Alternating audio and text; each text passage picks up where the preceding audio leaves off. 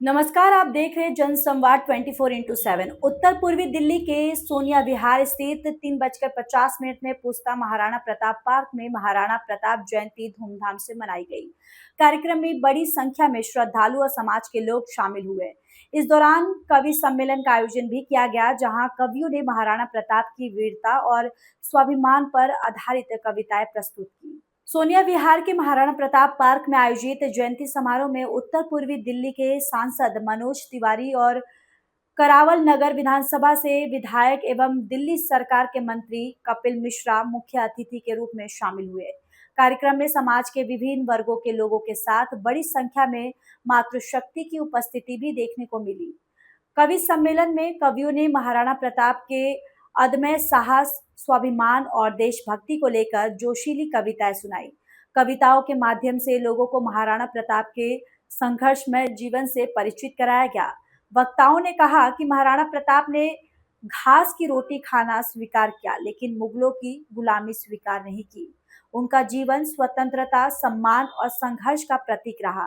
कार्यक्रम में भामा शाह के योगदान को भी याद किया गया, जिन्होंने महाराणा प्रताप के संघर्ष में अपना सर्वस्व समर्पित कर दिया था। वहीं महाराणा प्रताप के प्रिय घोड़े चेतक की वीरता और स्वामी भक्ति का भी उल्लेख किया गया। कार्यक्रम में मौजूद लोगों ने महाराणा प्रताप की जीवन से प्रेरणा लेने का संकल्प लिया। जाता था भरे बाजार। श्याम नारायण पांडे जी की एक एक लाइन को जब हम पढ़ेंगे, श्याम नारायण पांडे कवि, केवल कवि नहीं है, इतिहासकार है। और आज के कवियों को भी सिर्फ कविता नहीं लिखनी है, इतिहास भी लिखने की जरूरत है। वरना समय तो अपने हिसाब से चल ही रहा है। आज अगर सोशल मीडिया पे हम जा करके समीक्षा करें कि भारतीय जनता पार्टी की सरकार कैसी चल रही है, तो लगता है कल्हे गिर जाएगी। सोशल मीडिया के अनुसार चलाएंगे, देखेंगे, समीक्षा करेंगे तो निगेटिव रिपोर्ट आएगी। लेकिन चुनाव होता है तो हर राज्य जीत रहे हैं, यहां तक कि पश्चिम बंगाल भी जीत गए। ये है महाराणा प्रताप के कदमों पे चलने का असर मेरे भाई। तो फिर इस बात तो एक सवाल तो उठता है ना कि भैया वो सोशल मीडिया पे कौन है जो इतनी नकारात्मक बातें कर रहे। तो ऐसा नहीं कि वो लोग जो है वो सब एंटी, ऐसा नहीं है। कुछ लोग तो छोटी छोटी अफवाहों में आ गए, उनको भी हमें समझाना है। लेकिन जहां से साजिश हो रही है, अब फेसबुक भारत का तो है नहीं, इंस्टाग्राम भारत का तो है नहीं। बताओ। लेकिन आज मैं इस मंच से आपको महाराणा प्रताप के जन्म जयंती पे बोलना चाहता हूं, उनकी स्मृति में हो रहे कार्यक्रम में बोलना चाहता हूं। ज्यादा नहीं, अगले 2 से 3 वर्ष में भारत का अपना प्लेटफॉर्म होगा, जहां से भारत के उत्कर्ष की कहानी लिखी जाए। हम लोग उस तरफ काम कर रहे हैं। हमारे दिल्ली सरकार, ठीक है 27 साल लग गया, तो ये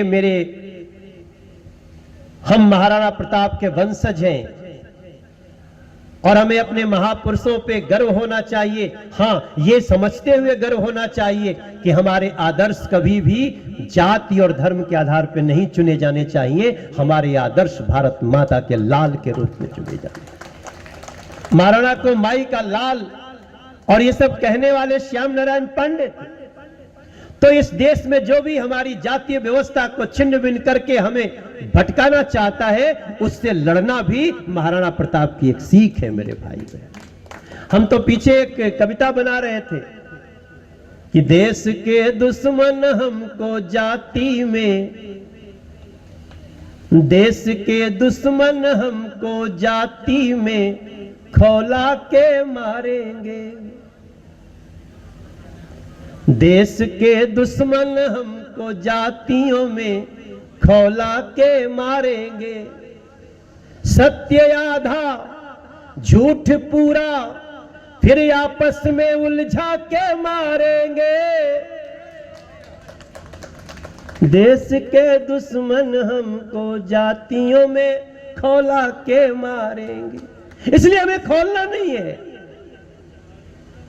आपको जब आप इसमें जाएंगे ना, तो महाराणा प्रताप ने क्यों ये उठाया था तलवार, उसके पीछे कारण देखिए।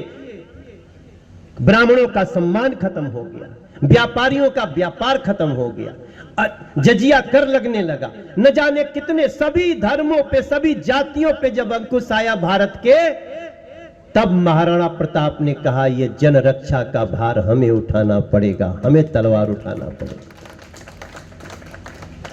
तब ये कार्यक्रम की सार्थकता बढ़ जाती है। और मैं तो कहूंगा मेरे सभी आयोजकगण, बॉबी, ज्योति तो हमारी मंडल अध्यक्ष है, ये टीम है। अब जाने दो, टीम सब टीम ही है। हम तो, हमारे कपिल भाई ने जिसका जिसका नाम लिया, मैं सबको नमस्ते करता हूं, सबको प्रणाम करता हूं। लेकिन दोस्तों, हमने कुछ दिन पहले जब कारगिल का युद्ध हुआ था, हमने गाना बनाया था, आज भी वो रह रह के वायरल होता है कि बच्चा बच्चा जहां पूरा हिंदुस्तान चाहता, हमारा देश के हर हिंदू मुसलमान चाहता, सिख ईसाई हो के चाहे हो पठान चाहता, खाली करगिल नहीं पूरा पाकिस्तान चाहता। हमारा जाता था बड़े बाजार, श्याम नारायण पांडे जी की एक एक लाइन को जब हम पढ़ेंगे, श्याम नारायण पांडे कवि, केवल कवि नहीं है, इतिहासकार है। और आज के कवियों को भी सिर्फ कविता नहीं लिखनी है, इतिहास भी लिखने की जरूरत है, वरना समय तो अपने हिसाब से चल ही रहा है। आज अगर सोशल मीडिया पे हम जा करके समीक्षा करें कि भारतीय जनता पार्टी की सरकार कैसी चल रही है, तो लगता है कल्हे गिर जाएगी। सोशल मीडिया के अनुसार चलाएंगे, देखेंगे, समीक्षा करेंगे तो निगेटिव रिपोर्ट आएगी। लेकिन चुनाव होता है तो हर राज्य जीत रहे हैं, यहां तक कि पश्चिम बंगाल भी जीत गए। ये है महाराणा प्रताप के कदमों पे चलने का असर मेरे भाई। तो फिर इस बात तो एक सवाल तो उठता है ना कि भैया वो सोशल मीडिया पे कौन है जो इतनी नकारात्मक बातें कर रहे। तो ऐसा नहीं कि वो लोग जो है वो सब एंटी, ऐसा नहीं है। कुछ लोग तो छोटी छोटी अफवाहों में आ गए, उनको भी हमें समझाना है। लेकिन जहां से साजिश हो रही है, अब फेसबुक भारत का तो है नहीं, इंस्टाग्राम भारत का तो है नहीं, बताओ। लेकिन आज मैं इस मंच से आपको महाराणा प्रताप के जन्म जयंती पे बोलना चाहता हूं, उनकी स्मृति में हो रहे कार्यक्रम में बोलना चाहता हूं, ज्यादा नहीं, अगले 2 से 3 वर्ष में भारत का अपना प्लेटफॉर्म होगा जहां से भारत के उत्कर्ष की कहानी लिखी जाए। हम लोग उस तरफ काम कर रहे हैं। हमारे दिल्ली सरकार, ठीक है 27 साल लग गया, तो ये मेरे, हम महाराणा प्रताप के वंशज हैं और हमें अपने महापुरुषों पे गर्व होना चाहिए। हां, ये समझते हुए गर्व होना चाहिए कि हमारे आदर्श कभी भी जाति और धर्म के आधार पर नहीं चुने जाने चाहिए। हमारे आदर्श भारत माता के लाल के रूप में चुने जाने। महाराणा को माई का लाल और ये सब कहने वाले श्याम नारायण पांडे थे। तो इस देश में जो भी हमारी जातीय व्यवस्था को छिन्न भिन्न करके हमें भटकाना चाहता है, उससे लड़ना भी महाराणा प्रताप की एक सीख है मेरे भाई बहन। हम तो पीछे एक कविता बना रहे थे कि देश के दुश्मन हमको जाति में, देश के दुश्मन हमको जाति में खौला के मारेंगे, देश के दुश्मन हमको जातियों में खौला के मारेंगे, सत्य आधा झूठ पूरा फिर आपस में उलझा के मारेंगे, देश के दुश्मन हमको जातियों में खौला के मारेंगे। इसलिए हमें खोलना नहीं है। आपको जब आप इसमें जाएंगे ना, तो महाराणा प्रताप ने क्यों ये उठाया था तलवार, उसके पीछे कारण देखिए। ब्राह्मणों का सम्मान खत्म हो गया, व्यापारियों का व्यापार खत्म हो गया, जजिया कर लगने लगा। न जाने कितने सभी धर्मों पे, सभी जातियों पे जब अंकुश आया भारत के, तब महाराणा प्रताप ने कहा यह जन रक्षा का भार हमें उठाना पड़ेगा, हमें तलवार उठाना पड़ेगा। तब ये कार्यक्रम की सार्थकता बढ़ जाती है। और मैं तो कहूंगा मेरे सभी आयोजकगण, बॉबी, ज्योति तो हमारी मंडल अध्यक्ष है, ये टीम है। अब जाने दो, टीम सब टीम ही है। हम तो हमारे कपिल भाई ने जिसका जिसका नाम लिया, मैं सबको नमस्ते करता हूं, सबको प्रणाम करता हूं। लेकिन दोस्तों, हमने कुछ दिन पहले जब कारगिल का युद्ध हुआ था, हमने गाना बनाया था, आज भी वो रह रह के वायरल होता है कि बच्चा बच्चा जहां पूरा हिंदुस्तान चाहता, हमारा देश के हर हिंदू मुसलमान चाहता, सिख ईसाई हो के चाहे हो पठान चाहता, खाली कारगिल नहीं पूरा पाकिस्तान चाहता।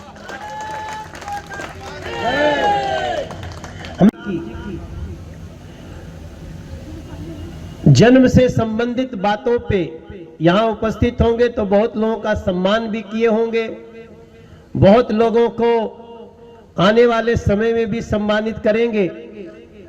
लेकिन दिल्ली सरकार का धन्यवाद है, दिल्ली सरकार आजकल बहुत अच्छे अच्छे कार्यक्रमों को करा के दिल्ली को एक सकारात्मक इवेंट फुल नगरी भी बना रही है। उसके लिए कपिल मिश्रा का हमें धन्यवाद करना चाहिए तालियों से। इस कार्यक्रम में भी दिल्ली हिंदी अकादमी का भी बहुत बड़ा योगदान है, उनको हमारी तरफ से धन्यवाद है। आज महाराणा प्रताप जी बहुत प्रासंगिक है, और आज तो मुझे लगता है सबसे ज्यादा प्रासंगिक है। महाराणा प्रताप किसके लिए लड़े थे? वो सिर्फ अपनी रियासत बचाने को थोड़ी लड़े थे। वो क्यों लड़े थे, जब ये बात आएगी तो मैं आपको एक हल्दी घाटी का, जो श्याम नारायण पांडे जी ने लिखा है, उसका मैं कुछ पंक्ति आपको सुनाना चाहता हूं, जिससे यह पता चल जाता है कि महाराणा प्रताप ने इतना बड़ा संग्राम क्यों लिया। पता नहीं आप लोग कितने लोग हल्दी घाटी पढ़े हैं, मगर कुछ लाइनें हैं उसकी कि देख देख भीषण षड्यंत्र, सबने मान लिया है मंत्र, पर वह कैसा है वीर स्वतंत्र, रह सकता न क्षणिक परतंत्र। ये महाराणा प्रताप के अंदर भावनाएं आती हैं। कैसा है जलता अंगार, कैसा उसका रणहुंकार, कैसी है उसकी तलवार, अभय मचाती हाहाकार। कितना चमक रहा है भाल, कितनी तनुकटि वक्ष विशाल, उससे जननी अंक निहाल, धन्य धन्य माई का लाल, धन्य धन्य माई का। ये सब लाइनें श्याम नारायण पांडे जी ने हल्दी घाटी में कही है। कैसी है उसकी ललकार, कैसी है उसकी किलकार, कैसी चेतक गति अभिकार, कैसी असी कितनी खरधार, कितने जन कितने सरदार, कैसा लगता है दरबार, उस पर क्यों इतने बलिहार, क्योंकि उस पे जन रक्षा का भार। ये जन रक्षा का भार जब आया, तब महाराणा प्रताप ने अपनी सारी खुशियों को किनारे कर दिया, और उसमें कई ऐसी बातें हैं जिसको आप भी कभी हल्दी घाटी पढ़ेंगे। मैं तो कहता हूं कि जब हम महाराणा प्रताप पर कोई कार्यक्रम करें, बात करें, तो हमें जो कार्यकर्ता आ रहे हैं ना, उन लोगों को एक बार हल्दी घाटी पढ़ना चाहिए। हल्दी घाटी के कुछ लाइन तो आप पढ़े होंगे कि जो तनिक हवा से बाग हिली, लेकर सवार उड़ जाता था, राणा की पुतली फिरी नहीं तब तक चेतक मुड़ जाता था। किसका तारीफ हो रहा है? घोड़े का। उस घोड़े के बारे में पढ़ेंगे तो आप घंटों रोएंगे। इंसान तो क्या मेरे दोस्तों, एक घोड़ा ऐसा उनका साथ देता है कि मनुष्य जाति को सोचने पे मजबूर हो जाना पड़ेगा कि क्या किया था महाराणा प्रताप ने, जिसके कारण एक घोड़ा अपने को अर्पित कर दिया, लेकिन महाराणा को जीते जी चोट नहीं आने दी, क्योंकि महाराणा पे जनरक्षा का भार था। आज जहां जहां भी जनरक्षा की बात है, अभी कपिल भाई बोल रहे थे, प्रधानमंत्री जी ने कुछ कहा, किसके लिए कहा? महाराणा प्रताप ने इतना बड़ा संघर्ष लिया और महाराणा कभी हारे नहीं। ये तो दोस्तों इस देश की उन सरकारों के द्वारा, उन पथभ्रष्ट इतिहासकारों का एक षड्यंत्र है कि उन्होंने अकबर को महान कह दिया, वरना अकबर से गिरा हुआ कोई व्यक्ति नहीं था और महाराणा प्रताप से महान कोई व्यक्ति नहीं था। आज हमको यह बताया जाए अकबर कैसे महान हो गया और किसने लिखा उसको महान। जब हम ये कहेंगे तो फिर से कुछ लोग हमें राजनीतिक दोष देंगे, लेकिन उन इतिहासकारों को शर्म आनी चाहिए जिन्होंने अकबर जैसे दरिंदे को, लगता था मीना बाजार, मूर्ति लगाने के लिए पुलिस के केस दर्ज कराए जाते थे। आज आपके जनादेश की ताकत है कि उसी पार्क में दिल्ली सरकार महाराणा प्रताप का कार्यक्रम भी कर रही है, और मां भवानी ने चाहा, मां यमुना का आशीर्वाद मिला तो एक भव्य महाराणा प्रताप जी की प्रतिमा की स्थापना भी हम सब लोग मिलकर करेंगे।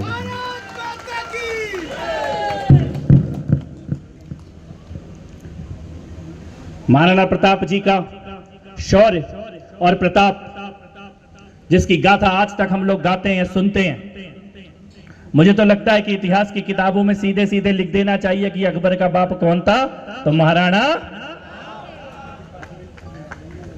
और इतिहासों की किताबों में कितना भी झूठ बताया गया हो, कितना भी सच छुपाया गया हो, लेकिन यह सनातनियों का वंश परंपरा, जिसने 500 साल तक, 1000 साल तक अपनी आने वाली संततियों को सत्य बताते रहे, और जिस दिन सनातन की ताकत सच में आई, उस दिन कितना भी इलाहाबाद इलाहाबाद लोग बोलते रहे, लेकिन इलाहाबाद गंगा में बह गया और पुनः प्रयागराज के नाम की स्थापना हो गई। अयोध्या में प्रभु श्री राम का भव्य मंदिर, सोमनाथ में 1000 वर्षों की अटूट साधना का प्रतीक के रूप में भव्य सोमनाथ मंदिर,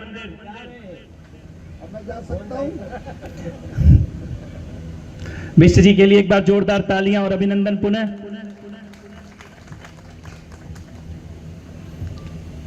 कल मैं महाकाल में था, वहां महाकाल कॉरिडोर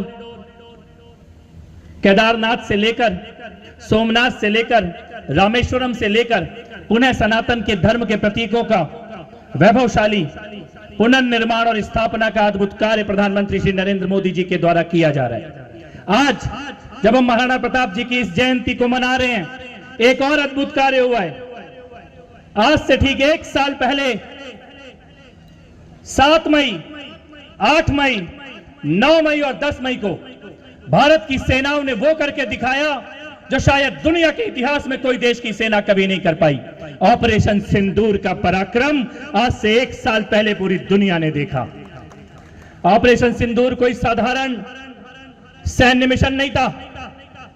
दुनिया के इतिहास में पहली बार किसी देश की सेना ने किसी परमाणु शक्ति संपन्न राष्ट्र के अंदर घुस के उसके हवाई अड्डों को नष्ट करने का काम किया। वो पुण्य भारत की सेना के प्रताप के हिस्से में लिखा गया है। केवल 22 मिनट का ऑपरेशन 11 से ज्यादा सैन्य हवाई अड्डों को नष्ट कर दिया और दुनिया भर में अपने आतंक के लिए कुख्यात 100 से ज्यादा आतंकवादियों को उनकी कब्र के अंदर वही गाड़ दिया जहां वो सोए हुए थे। यह पराक्रम महाराणा प्रताप के वंशज ही कर सकते हैं, वीर शिवाजी के वंशज ही कर सकते हैं। लेकिन भारत में सर्जिकल स्ट्राइक केवल सेना नहीं करती, भारत की जनता भी करती है। अभी 4 मई को बंगाल में सर्जिकल स्ट्राइक करके दिखाया है। जो भी सनातन का विरोध करेगा, राष्ट्र का विरोध करेगा, राम का विरोध करेगा, जिहाद के सपने पालेगा, लव जिहाद की साजिशें रचेगा, सनातन को नष्ट करने की बात करेगा, हमारे खिलाफ सैन्य षड्यंत्र रचेगा या अंदर घर के अंदर घुसकर बैठकर साजिशें रचेगा, पाप करेगा, बॉर्डर के पार होगा तो उसका इलाज भारत की सेना कर देगी और बॉर्डर के अंदर होगा तो भारत की जनता उसका इलाज कर देगी। तो आइए आज इस पुण्य दिवस पर यह संकल्प लें कि दुनिया बहुत विकट दौर से गुजर रही है। कुछ दिन पहले माननीय प्रधानमंत्री जी ने एक आह्वान पूरे राष्ट्र से किया है। हम सब लोग ये देख रहे हैं कि दुनिया अब वैसी नहीं रही जैसी आज से कुछ समय पहले थी। दुनिया में खून खराबे का दौर है, बम और मिसाइलें चल रही हैं, एक दूसरे को मिटा देने के एक पागलपन दुनिया के आकाओं के सर पर सवार है। और इस दौर में अगर कोई एक इकोनॉमी है, अगर कोई एक अर्थव्यवस्था है, अगर कोई एक देश है जो स्थिरता के साथ आज भी दुनिया में बम चल रहे होंगे, हमारे यहाँ होली दिवाली मनाई जा रही है शांति के साथ, क्योंकि इस देश के प्रधानमंत्री नरेंद्र मोदी के पास वो विजन है, वो दूरदृष्टि है। तो ऐसी विकट परिस्थितियों में, बदलते हुए दौर में, बदलती हुई दुनिया में मां भारती के सम्मान के लिए, भारत के करोड़ों करोड़ों लोगों के आत्मसम्मान के लिए प्रधानमंत्री जी ने कुछ अपीलें की हैं। आइए महाराणा प्रताप जी की इस जयंती के पुण्य अवसर पर मां यमुना के तट पर खड़े होकर हम सब लोग ये संकल्प लें, ये प्रतिज्ञा लें कि प्रधानमंत्री जी ने जो आह्वान किया है, जो संकल्प दिलाया है पूरे राष्ट्र को, ये राष्ट्रभक्ति का काम पूरे कटिबद्ध होकर, संकल्पित होकर प्रधानमंत्री जी के द्वारा दिए हुए एक एक वचन का पालन करेंगे। और जैसे कोरोना के विकट काल से एक होकर सभी हिंदुस्तानी, सभी भारतीय एक होकर कोरोना की विपदाओं से बाहर निकल के आए थे प्रधानमंत्री जी के नेतृत्व में, ऐसे ही आने वाले विकट दौर में भी मुट्ठी बांध के एक होकर करोड़ों लोग प्रधानमंत्री जी के नेतृत्व में इस संकट का भी सामना करेंगे। बोलो, ये संकल्प ले सकते हैं क्या? दोनों हाथ उठा के ले सकते हैं क्या? ले सकते हैं क्या? जोर से बोलो, ले सकते हैं संकल्प। प्रधानमंत्री जी के दिए संकल्पों का पालन करेंगे, पालन करेंगे, उनके द्वारा किए गए आह्वान को स्वीकार करेंगे, स्वीकार करेंगे। जो जो निवेदन प्रधानमंत्री जी ने किए हैं उनको अपने जीवन में उतारेंगे, जीवन में उतारेंगे। तो पुनः बहुत बहुत अभिनंदन, आप सबका बहुत बहुत आभार। जय श्री राम, जय श्री राम। भारत माता की, भारत माता की, भारत माता की। बहुत बहुत आभार। जय हिंद।